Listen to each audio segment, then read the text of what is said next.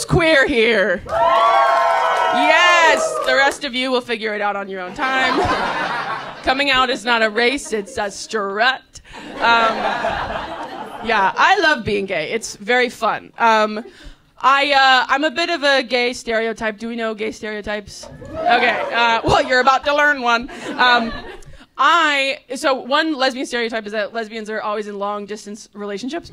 So I once used canceled flight credits from a failed long-distance relationship to book flights for the following long-distance relationship. Yeah, don't worry, we broke up too. I broke up with her because she didn't want to be with me. Yeah. I showed her like taking candy from a baby who doesn't want it.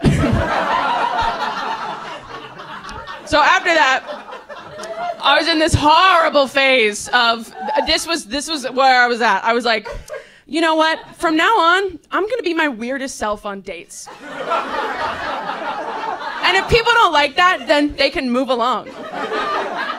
So I'm about to go on a date, and I'm supposed to bring snacks, right? And I'm like, it would be really funny. I had like a divine calling. I was like I have to listen to this impulse.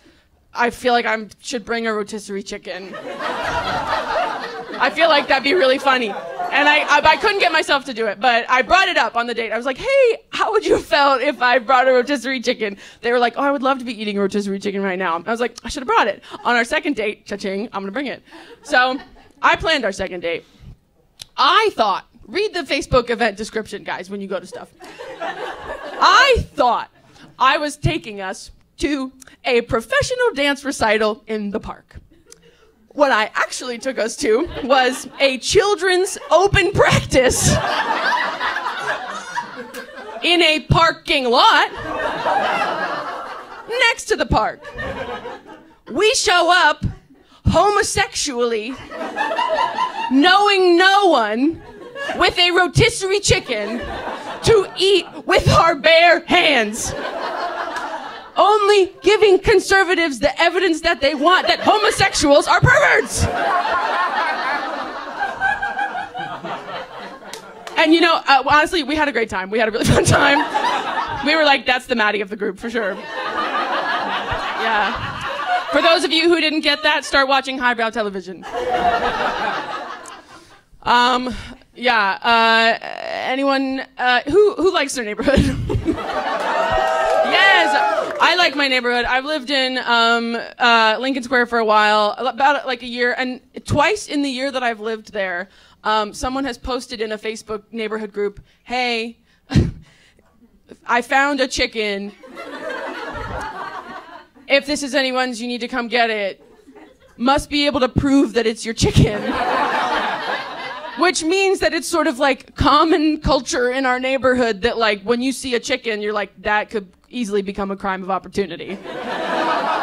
That could easily become a Cinderella thing where people are lining up trying to prove that it's their chicken. I'm gonna make sure I let them know not to come to my door, lest they've got proof that it's their chicken. And they all had like cages for, I'm like, do I need to have a cage ready for if I find a chicken? That wasn't in the HOA. I don't know.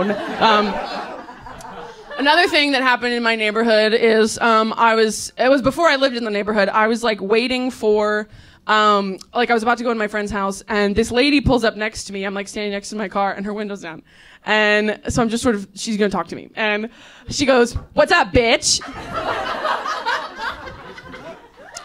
I said, oh, no thank you. And then she goes, yeah, what's up, fat bitch? And I was like, oh, I don't typically go by that, but how could I help you? And then she was like, yeah, you want to fight? And I was like, no, the fat bitch doesn't want to fight. Nevertheless, she got out of her car, chased me around, you know. We did the dance that strangers do. And then she does like a quick look around, and then she goes, yeah, I know where you live. Move out of this neighborhood. I know. I stood there stunned with the goosebumps walk away she just left me with. And then I go inside to my friend's house, and I'm like, hey, why didn't you help me? And she was like, what? Yeah, it was you.